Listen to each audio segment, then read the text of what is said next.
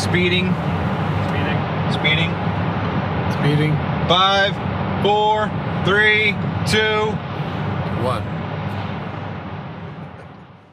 The world is changing faster than ever. What used to take decades is now taking years or even months. What you see right now is the illusion that people have had for many decades about the workplace being this secure place to work the rest of your life. For the first time in the history of our nation, our children will not do as well as us. We've seen our friends get laid off, we've been laid off, we've had our pay cut. People are overworked and underpaid. They seem to have less time and less freedom. They live under constant pressure. This is going to be forced.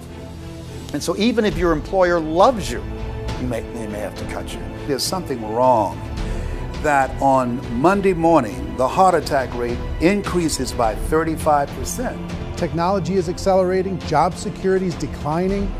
It just doesn't seem like the old models of making a living are as reliable as they used to be.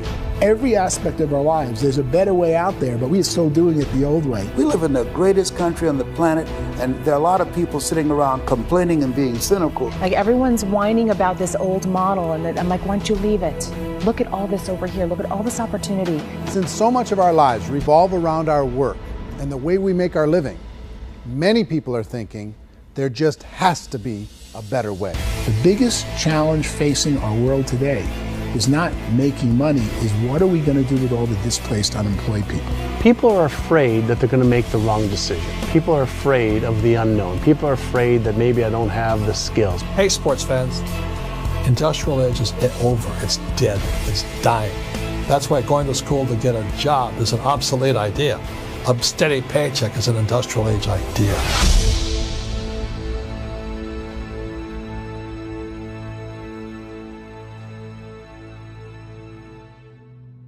It's the search for answers that has brought us here together today.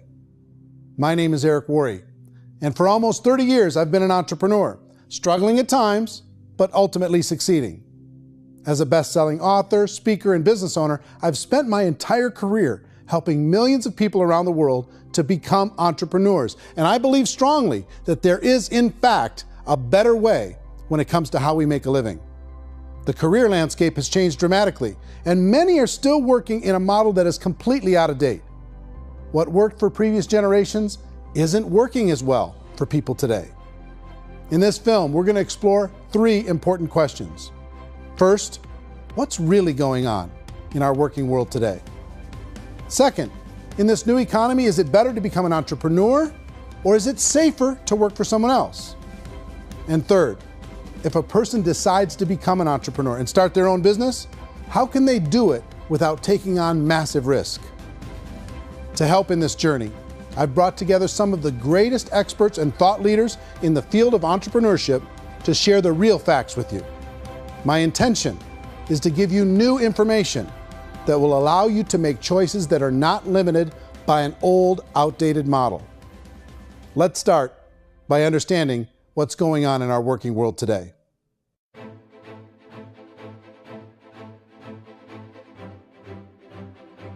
Let's look at unemployment. 30–40% of the people are honestly not working, but would be working.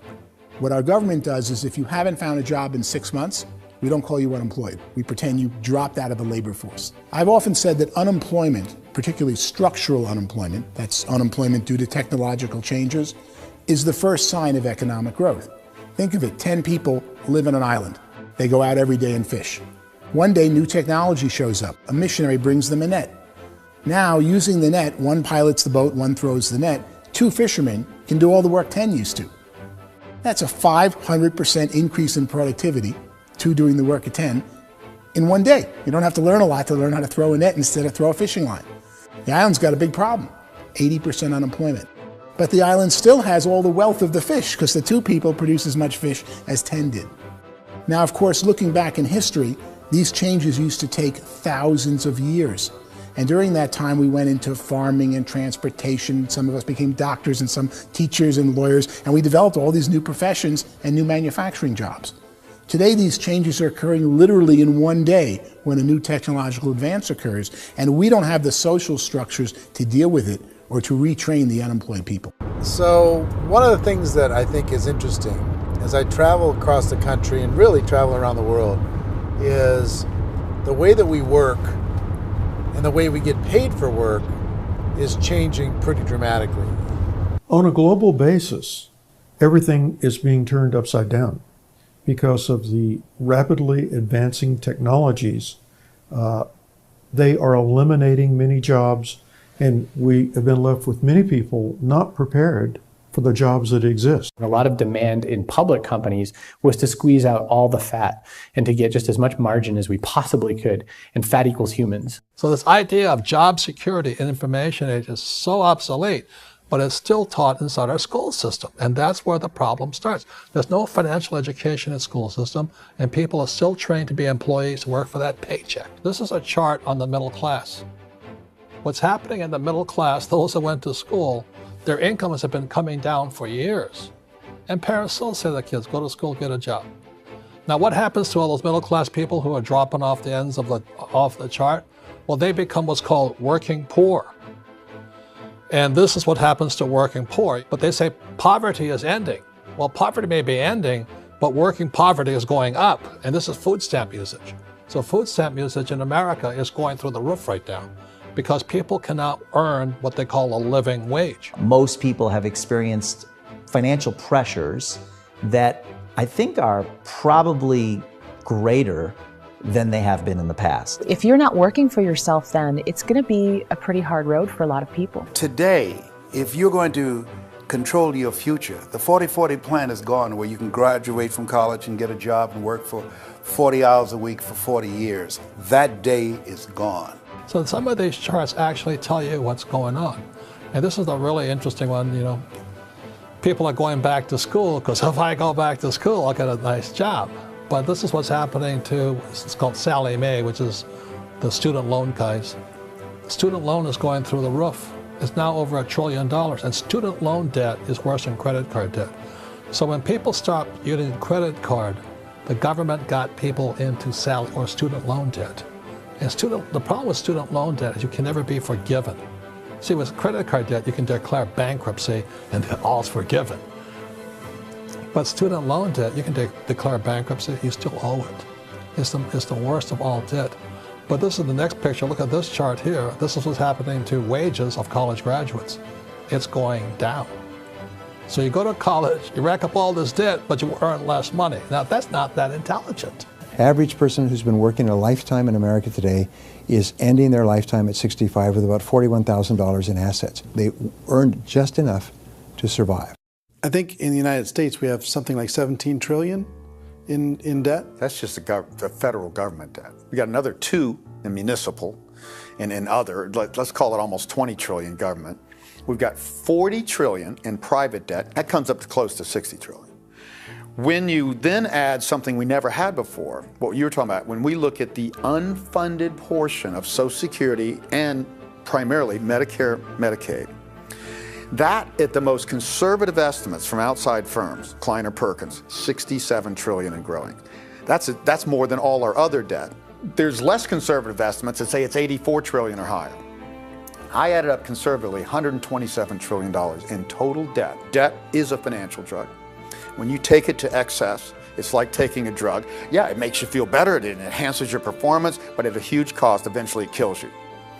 And so that's what happens. We keep doing more and more debt, and you get less and less results, just like a drug, until the debt gets so high that it crushes the whole system. That's where we're at, 8.2 times GDP. You know who I feel sorry for? I feel sorry for the person who dreads going to work, who is sick to their stomach on Monday morning, who hates their alarm clock, who gets a little glimmer of hope on a Wednesday because it's hump day and says, thank God it's Friday. And they live for those 2 days a week where they get to be themselves and they don't have to be around people they don't like, and they don't have to play the political game in the office, and they don't have to live this half life. The person that works 50 weeks a year just to be able to have the 2 weeks for vacation. And you know what happens to most of them nowadays? They don't have a vacation. They have a staycation. They have time off of work, but they don't get to go where they want to go because they're overextended. They've got all this debt. They got all this situation. They hate their alarm clock. They can't sleep until they're done. They have to spend most of their life in traffic. I feel sorry for that group of people because there's a better way. They just don't know it. I see this really interesting attempt at rugged individuality in a 6x8 rectangle.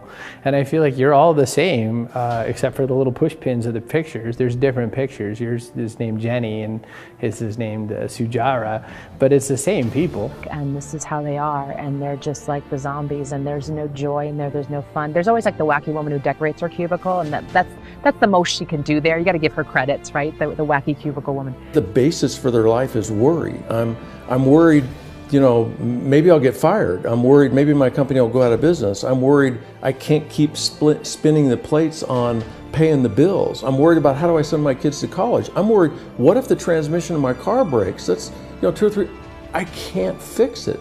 People live in a sea of worry, and it eats at them. Those signs that people held up during the Depression didn't say looking for gainful employment in a cubicle. It said looking for work. Work is what we're looking for. Job is just a unit of measurement. Work is what we're going after. It's time to look in the mirror and say, it's not the economy, it's my economy. It's my little world of where I am. I need to improve. I'm not going to wait for the economy to come back because frankly, the economy is doing great in this country. So I'm here on Wall Street, the financial center of the universe, the financial capital of the world. This is where most people's money goes to at least be held for a time, right? With interest rates in banks being effectively zero, and many experts are predicting it's going to stay at zero for the next 10, 20, even 30 years, people feel like they don't have any choice but to put their future into equities, to put their future into the hands of other people on this stock market, and hope that the stock market goes up, hope that the stocks that their advisors pick or that they pick goes up. That's one way to go, I guess. It's my personal belief that if you put your future into the hands of yourself, in other words, you have earning power by yourself, I think you're a better investment than these guys. I think you controlling your future is a better option than handing over your retirement to these guys. The average household income in the United States is approximately $50,000 a year, what they call the middle class. To reach the top 25% of income earners, you'd need to earn at least $90,000 a year.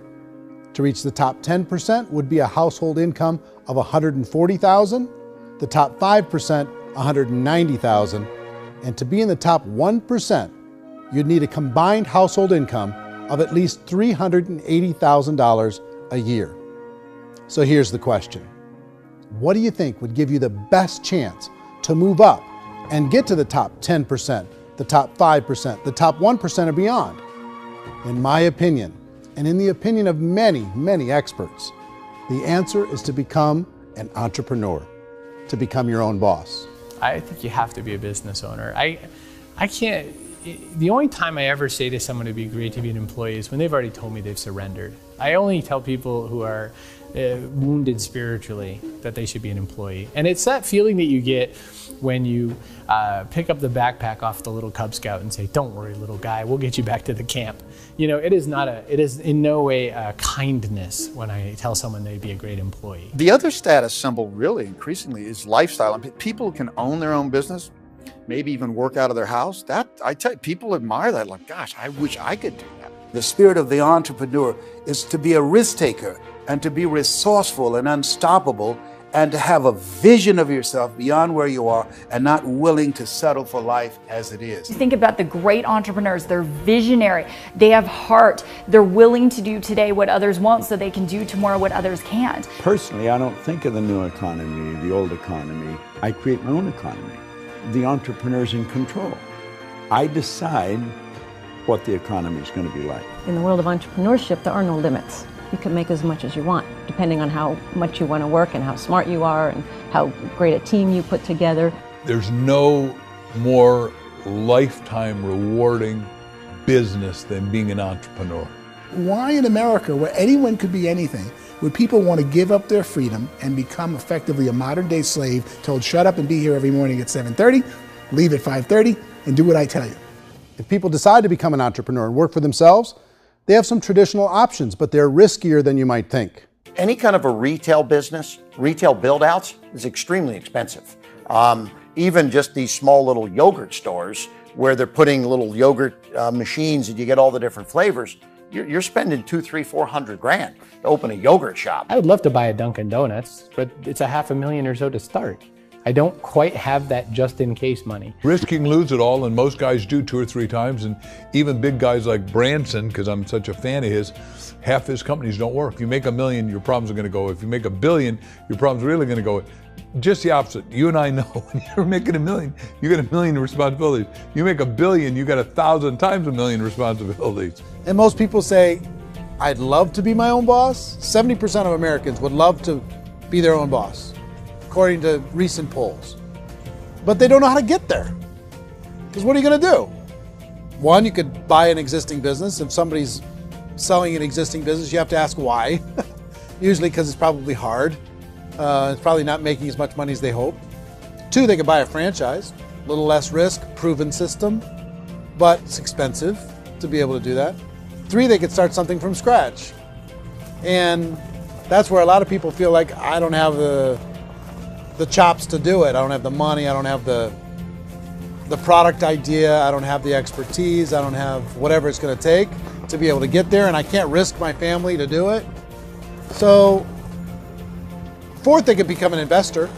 A lot of people in this town invest to try and figure out a way, but you got to be pretty smart with that game too, right? Venture capitalists, who are the very best and most sophisticated in investing in new breakthrough businesses, make it on 1 out of 11. That means 10 out of 11 are mediocre or fail. Most of them fail. That's the risk there. An angel investor is lucky to get 1 out of 15 or 20. A business is a team sport. Like, I have to have accountants, I have to have engineers, I have to have systems designers, I have to have sales, marketing, I have to have accounting, I have to have mission statements, I have to have legal and all that. The average Joe Schmo, even me, I go out there, I don't have the skills to put a business together. I think the bottom line for the 4 traditional options is they take money, sometimes a lot of it. They take expertise, and they take time. All of that adds up to just too much risk for most people. I bought a business from somebody else and it was a lot of work. And you start wondering, what did I just buy? Because I guess ultimately I own your email list and I just overpaid for it. People that start their own business, they spend a lot of money, they spend a lot of time, a lot of effort to get things started. And the more you invest on the upfront, the harder you typically work at it. I can tell you what the success rate is of a restaurant. What is it? They're crazy enough. About 90% of them fail. About 90%, in how quickly?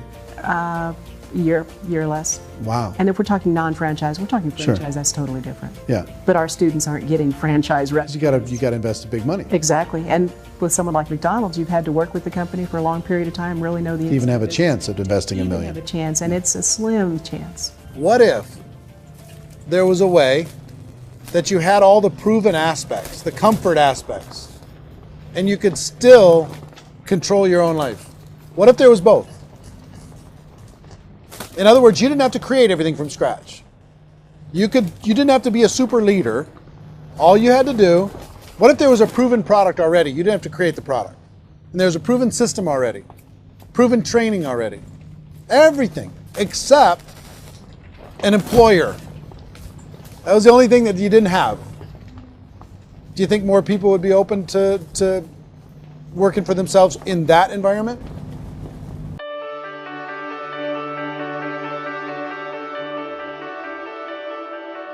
In our search for a better way to make a living, we've come to the conclusion that becoming an entrepreneur is actually safer than being an employee. And through our look at the entrepreneurial options, one particular path kept coming up from expert after expert.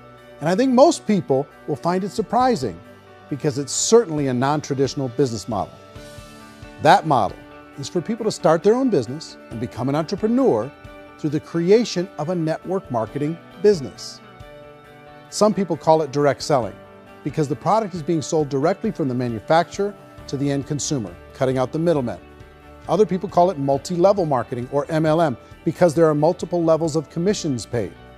The most common term today is network marketing, because network marketing best describes using a large group of independent distributors, independent entrepreneurs, to move a product or service more efficiently. So my friend here, Donald Trump, and I, we always write about the network marketing industry. And the reason we support the network marketing industry is because it really is a business school for entrepreneurs. Because most people come out of school looking for a paycheck. Oh, that's terrible. I went to network marketing like that. I think if it didn't exist, we should invent it. It is that good. I think direct selling is a great way to do business today. It's very easy to get into that industry, and you can be self-employed, be in effect an entrepreneur. When we see multi-billionaires adding network marketing companies to their portfolio of companies, that would be a clue. When we see people who are very famous authors and very famous business people endorsing the industry, that would be a clue. These network marketing companies aren't $50 million companies, they're billions and billions of dollars. They lead the stock market, they're major companies. When we're going to get it? You know, and you're going to school to work for a paycheck, but if you want to be rich, be an entrepreneur, and network marketing gives you the spirit to be an entrepreneur. A traditional company will spend up to 50% of their total revenue on marketing. Network marketing companies use a different approach. Instead of having all that extensive marketing expense, they utilize a network of independent distributors to do the marketing for them. Now, why do they do this? First, because word-of-mouth advertising is so much more effective today than traditional media advertising. Second, some products need to be explained or demonstrated, and an independent salesperson can do that more effectively than an ad campaign. Third, it's completely efficient. The company only pays for the marketing of their product if a sale happens and not before. Imagine if Amazon allowed you to become an independent distributor and paid out 40% of its revenue to that distributor group. All you had to do as a distributor was recommend a product, and if a person bought it on Amazon, Amazon would take care of all the logistics, and you'd get paid for bringing the customer. Now imagine you got paid for every purchase that customer made for the rest of their lives. Well, Amazon doesn't offer this option, but network marketing companies do. 85% of all buying decisions in our society are made as a result of word of mouth or reputation. We're recommending things to each other all the time. You know, who's your dentist? Who's your doctor? Who's your lawyer? What detergent, are you using? What legal system are you using? What product are you using? We're talking to each other about the things that we love anyway. When you go into a big box retailer, you're lucky if the clerk looks you in the eye, much less gives you any detailed or accurate information about what you're purchasing.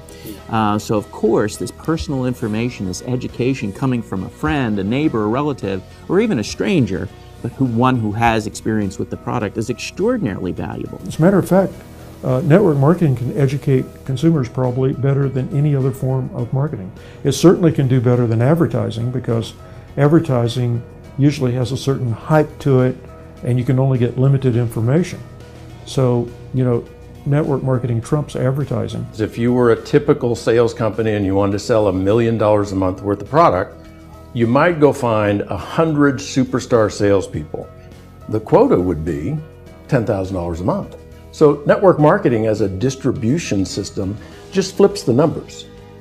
So we use 10,000 happy, raving fans of a particular product, and we don't concern ourselves so much with how much product each one of them individually sells. If they sell just $100 or $200 a month, and there's 10,000 of them, you're selling $1 million to $2 million a month worth of product. And that's the best way I can explain how network marketing works. This is the marketing arm of the company. There's not money being wasted on bricks and mortar. There's not money being wasted on inventory that's sitting stagnant somewhere. There's not of employees standing around that don't have customers. These are people that are going to connect with customers. These companies allow people to become independent distributors for extremely low cost and with no minimum time or sales quota. Essentially, they own their own business and can provide as much or as little sales as they choose. In other words, the distributor gets all the benefits of traditional business ownership without the risk. The advantage of network marketing is the ease of entry, the low risk, and the low startup cost, because almost everything else has very high risk. You can get in for a minimal investment. You're buying into a system that's already been proven, products or services that have been proven to work. The keys to network marketing is providing an opportunity for the masses to get involved, providing an opportunity for the average person who doesn't have the resources to start their own business. All of this so far is fairly straightforward, but network marketing offers another benefit, and it's this benefit that makes it so interesting for entrepreneurs. Network marketing allows a distributor to build their own network of other distributors and then compensates them on the sales created by that entire group. Direct selling is, at its base, very simple. It's the sale of a product or service to an individual on a face-to-face, one-on-one basis, just the way we're talking right now.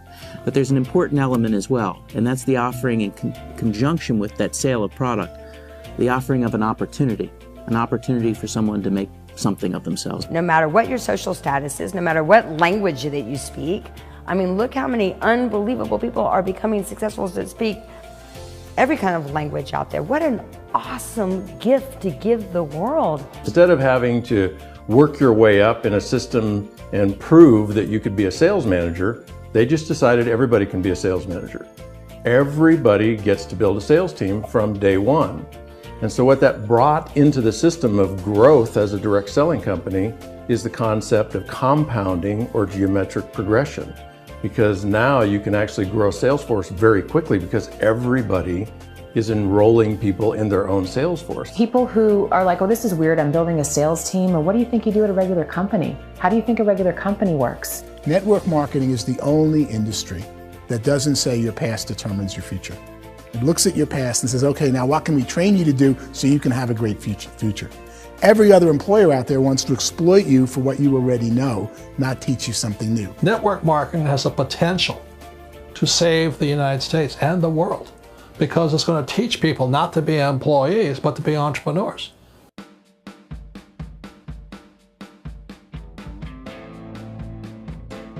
According to the Direct Selling Association, if you add up all the network marketing companies around the world, they combine to do over $178 billion a year in retail sales. To give you an idea of how big that really is, the NFL, the National Football League, does approximately $9 billion a year. The music industry does a little more than $16 billion a year, and the movie industry does about $80 billion a year. Using a conservative average, network marketing companies pay their distributors about 40% of that $178 billion in the form of commissions, which adds up to more than $71 billion a year. That's almost $6 billion a month. It's almost $200 million in commissions every single day. So it's certainly working, and people are making serious money in network marketing. With the growth of the direct selling industry over the last 10, 15, 20 years, we've seen a broader understanding of the channel. We have seen more and more people getting involved in the business, so our penetration in the marketplace has increased, and thus the understanding in the marketplace of who we are has increased. And we've seen non-direct selling companies look at the direct selling model and say, something's going on there. People are making money. Companies are being profitable, individuals are being motivated, product is being delivered to market. Maybe we should explore this. Some people think only the people at the top make money. Well, let's take a look at that as well. In the network marketing profession, there are roughly 500 people in the world who earn over $1 million a year. If you round that number up to $2 million a year, that adds up to about $1 billion a year. That takes the $71 billion paid out each year down to $70 billion. So where does the rest of the money go? The vast majority goes to part-time people making anywhere from a few $100s a month to many thousands of dollars a month. It goes to people who choose to make it a full-time career move and earning even more than that. Every day, people are using the money they earn through network marketing to pay off debt, have more fun, and improve the quality of their lives. Everyone I know in network marketing has been doing that since the 50s. They go to work when they want to go to work. They stop working when they want to take time with their children to have a leisurely breakfast and discuss issues and driving to school. They go back to work when they get home, wherever they're working out of. The biggest thing that I've seen is people that have become much happier in their life. MLM has probably made more millionaires of more people in more countries, and I've spoken to them in 67 countries, than any other single form of business, starting from nothing. If they have a choice between working a job for the next 10 years or working a network marketing business for the next 10 years, the result of working the network marketing business will be better. A lot of people within the industry go on and make this a career and do extremely well at it. Network marketing has been nothing but good for everyone I know that's been involved with it, because they did it seriously and they played full out and they've been very successful. It's been a constant barrage of success stories and people showing off stuff that they got as a result of it. How many people are involved? Approximately 16 million Americans and 96 million people around the world are currently participating in network marketing. And in a recent poll, 82% of those people report a good, very good, or excellent experience with network marketing. So people are happy.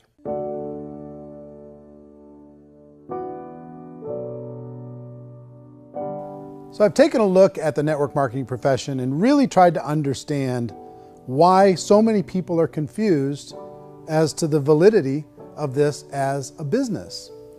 One is this pyramid shape.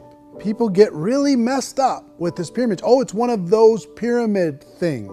So I just think there are a lot of haters out there who really don't understand the industry and say, oh, it's a get-rich-quick scheme. It's a pyramid. Well, corporate America is a pyramid scheme. You know what I mean? It goes like this. You have thousands of MBAs, let's say working for Ford or General Motors or Coca-Cola. If all these MBAs are all trying to get to here, that's a pyramid. Only one guy's going to make it. Every 10 years, one's going to make it. Whereas you look at network marketing, it's like this. So you're here, and your job is to develop other CEOs coming up behind you. So it's an inverse pyramid. In network marketing, it's a very simple concept. If you sell product, you get paid. It is paid based on production. There is no first mover's advantage. There is no investment component where the more somebody spends, the more they're entitled to make. So the two are polar opposites of each other. It doesn't matter what shape the company is or the compensation plan is shaped, whether it's a circle or a pyramid or a triangle or a trapezoid, it doesn't matter. If compensation is coming primarily from recruitment, then you've got a problem. On the other hand, if an operation is basing their compensation to participants on the basis of sales, even when those sales are generated by people you've recruited, well, then you're a perfectly legitimate enterprise. That's the legal test, it's the practical test. Another issue that's been true in the past that is no longer true now is people used to be in network marketing loaded up with products that they couldn't sell, and they ended up a loser. They ended up with a bunch of product in their garage, they ended up with a bunch of products sitting in their kitchen shelves or whatever, and they thought they could sell it, and then they weren't willing to or able to sell it, and they ended up with a bunch of stuff, and they were bitter about it. There was this thing called front loading where you had to buy, if you bought $25,000 worth of product, you got better commissions and all this. Today, it's almost all done by computer. It's direct mail, comes from a warehouse somewhere else. You don't have to have all this inventory. You don't have to stock up. It's a paperless world now. Most of it's done online. You have a back office. It really works. And the technology has changed everything. Third issue is people start talking about 99% of people in network marketing don't make any money. Well, we've talked about that over the course of this journey together. Almost $200 million a day is being paid out to network marketing distributors around the world. The naysayers, the people who say that it doesn't work, are usually the ones who just don't know how to make it work for themselves. And so they're giving you an opinion, and I tell people, don't confuse people's opinions with expertise, because opinions are free. And don't confuse sincerity with the truth, because people could be sincerely wrong. But here's the reality inside of network marketing. The vast majority of people that get involved in network marketing just become customers, and they get involved to be able to purchase product at a lower price. If you take Costco as an example, if a person goes into Costco and gets a membership to Costco so they can get a lower price on the product, we don't call that person a loser because they have a bunch of product that they walked out with with a smile on their face. Yet when some people want to take a look at network marketing, they say, well, those people, they're just using the product and they aren't earning an income, so they must be a loser. They're not a loser, they're a happy customer. That's the vast majority of people that are involved in network marketing. Now, a smaller percentage of those people decide to go build a business. They earn $300 a month, $500 a month, $1,000, $2,000. That's the bulk of earnings in network marketing. And then there's the few that really decide to take it serious, really decide to build a large network, really work to make that network very, very productive. And those people make huge amounts of money and there's no cap. What I do as an outside economist, just somebody looking at this industry like any other industry I speak and say, look, what's the realities of this? 1% do incredibly well. 10% generate some additional income at pretty low risk and effort, that's not, and 90% of people roughly end up customers. One thing that I think is real when it comes to people's perceptions about network marketing is people put this, and distributors, I think, involved in network marketing have some responsibility for this. They have sometimes unrealistic claims about the product or about the income. Most people who become distributors, they want the money, they want to be successful, but they don't have the skills. They don't know what to do. And when people don't know what to do and they're in a new business, they're scared. And when they're scared, they panic and desperation kind of sets in. So they think everyone they talk to has to get in. So if I talk to you and you say, well, no, I don't have time to do that, they're like, no, I need you. You have to do this or I won't be successful. So I start clawing on you. I start that desperation. So then I start making claims about the product, which are not appropriate, probably not even true. Or I start saying, oh, let me show you how you can make all this money and you don't have to do anything, Eric. And so you just totally misrepresent the opportunity, and you're clingy with people because you think you need everybody to be successful, and you don't. You know, one of the messages that I try to deliver most forcefully to companies as well as salespeople in direct selling is that you don't have to overpromise. The reality is in network marketing, there's a lot of hard work involved. There's a lot of effort. You're going to have to develop yourself. It's a business like anything else. It's going to take some time, but in my opinion, it's better.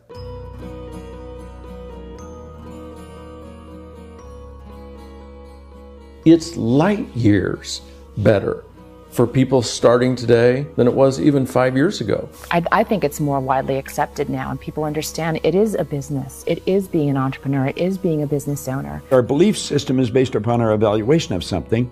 And frequently, if we reevaluate a situation, our belief about that situation will change. The industry has changed and it's grown up. It's totally transformed. You've got young people today that have grown up with social media, and they understand networks. They understand how people are connected through technology, and they understand how money flows through those networks.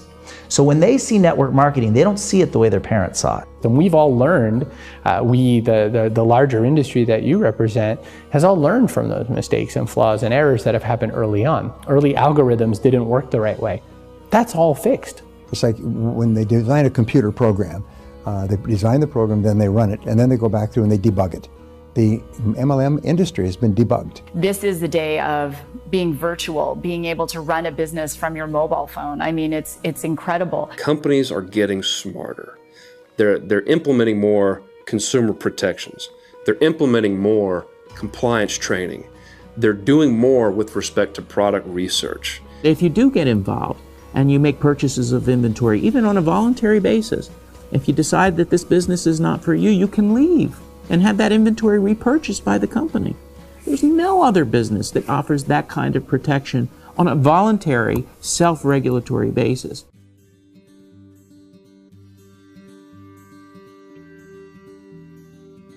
If you decide to look further into a network marketing business in order to generate more cash flow for your family, I would recommend reviewing the following 4 elements.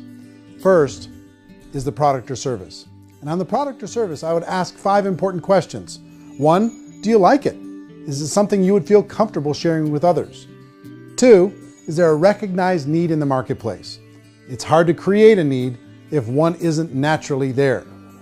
3rd, does the product meet that need? Does it solve a legitimate problem for consumers? And 4th, Is it priced to sell? Can it compete in the marketplace? And fifth, is it priced for profit?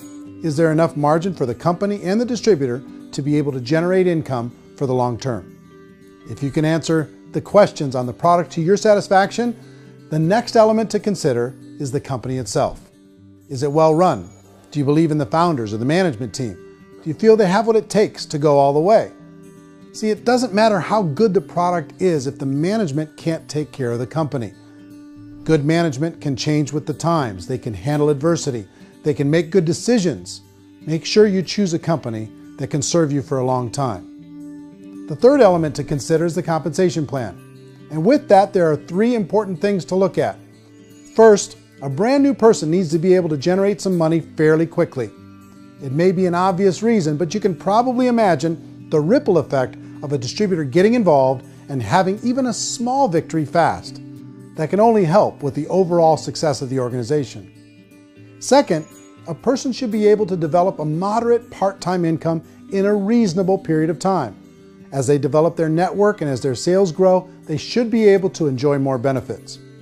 And third, for the people who are really serious, for those who decide to really go pro in the network marketing profession, there should be the possibility to make a serious full-time income if they work hard and are committed to developing their skills. If you're comfortable with the product, the company, and the compensation plan, the last thing you should look at is the support that will be made available to you. Does the company have a website? Does it have a solid online reporting tool? Do they have comprehensive training available? Do they host events to help you build your business? If you decide to do this, what kind of a support system can you plug into? Choosing a network marketing company is a personal decision. But evaluating the 4 elements of product, company, compensation plan, and support is a great place to start. Is the company promising that you're going to get rich quick or that you can make a lot of money without a lot of effort? That's a red flag.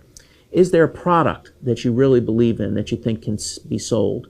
Or are you being told by salespeople or the person who's trying to recruit you or by the company itself that don't worry about the product, all you have to do is recruit other people into the business? Red flag, warning sign. If you're hearing that, take a second or even a third look. Get to know the customers, the products, the business, have some success, and see where the opportunities might take you to move up in the organization. You want to find out how concerned are they about my education, my training, and my development? Is there a space for me to grow?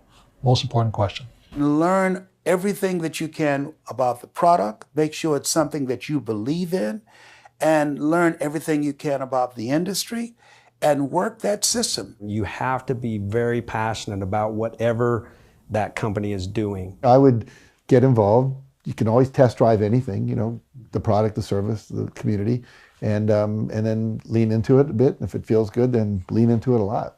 Behind me is the Lincoln Memorial. And this is a place where Martin Luther King Jr. had his famous "I Have a Dream" speech. And at that speech, he talked about his dream for equality for everyone around the world, and that's a noble dream.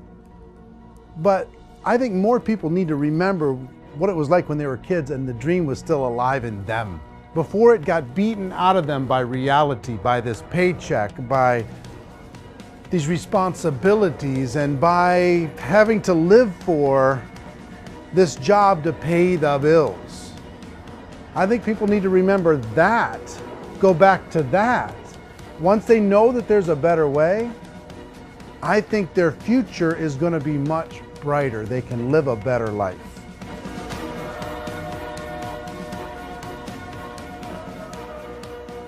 So if you're considering getting involved in a network marketing company, let me offer you just a few pieces of advice. First, network marketing isn't perfect. It's emotional, it's challenging. Like any entrepreneurial venture, it can have its up days and its down days. But if you have an entrepreneurial bone in your body, it's just better. Second, if you're gonna do it, decide to be professional. Decide to go pro. It's better to do that than just be this amateur sticking your toe in the water. Third, as any professional, you're gonna have to learn some new skills. And I promise you, inside of the network marketing profession, they're not too difficult to learn. Fourth, like anything worthwhile, it's gonna take some time. Don't expect that you're going to get to the finish line right out of the gate. And fifth, it's worth it. It's worth it to be able to take charge of your life again. It's worth it to be able to control your own financial situation. It's worth it for the people you're going to be able to spend time with. It's worth it for the things you're going to be able to see and the experiences you're going to be able to experience. It's worth it for the causes you're going to be able to contribute to, the lives you're going to be able to touch, the customers you're going to be able to help, the friendships you're going to be able to develop. I promise you, it's worth it. Remember, most people are searching for answers just like you are. But I do have to tell you the catch to network marketing. If there is a catch, if you want to understand this from an emotional point of view, people say, well, it sounds too good to be true. It's not, it's hard work. But here's the catch. Most people still don't understand it. So you're going to have to endure the loss of social esteem from ignorant people. The uneducated will think less of you. Now, if you can handle that, you're on your way. If that's going to destroy you, you know what? Entrepreneurship in general probably isn't in your future. If you can face that catch, you can become unstoppable. I want everyone to really contemplate this if they're not in network marketing. You're in a job, you probably have a mortgage, you have rent, you have debt, whatever's going on. You're in a prison. You work just hard enough to keep them from firing you, and they pay you just enough to keep you from quitting. Come on! I've been there, done that, and bought that t-shirt. In network marketing, if you run into failure, it's really just a homework lesson for yourself. There's no one to blame. You really have no excuse not to be successful. You just don't. People don't want to hear that, but there's so much available to you. If you want to be a good network marketer, be a student to the people above you, be a fellow traveler to the people on the same level, and be a teacher to those below, and know when it's appropriate to do which. People who are not afraid of asking people to buy things, or not afraid of persuading people with a chance they may say no, these people own the future. Nothing happens until something moves. So you got to go move, you got to go do something, or nothing's going to change in your life. In the beginning, you're going to do a lot of things that you don't get paid for. But as you go down the road, you get paid for a lot of things that you don't do. And your job is rehabilitate the spirit, the entrepreneur spirit in all of us. You get it back. You either give it a strong yes or a strong no, but no wishy-washy, dilly-dally stuff in the middle. There's dreams and there are nightmares, but I believe that the biggest nightmare of all is when you don't pursue your dream. You're going to see some monumental growth in this profession. It's an exciting, exciting time to be involved with the network marketing profession. The next 10 years, I see just exponential growth. When that tipping point comes, it's not a matter of asking somebody, have you ever heard about network marketing?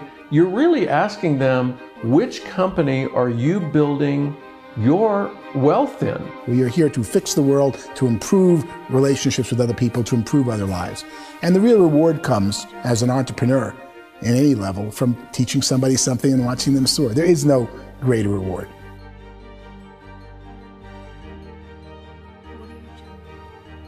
Life's too short to spend it living someone else's dream instead of your own. It's too short to spend it living at a fraction of your potential.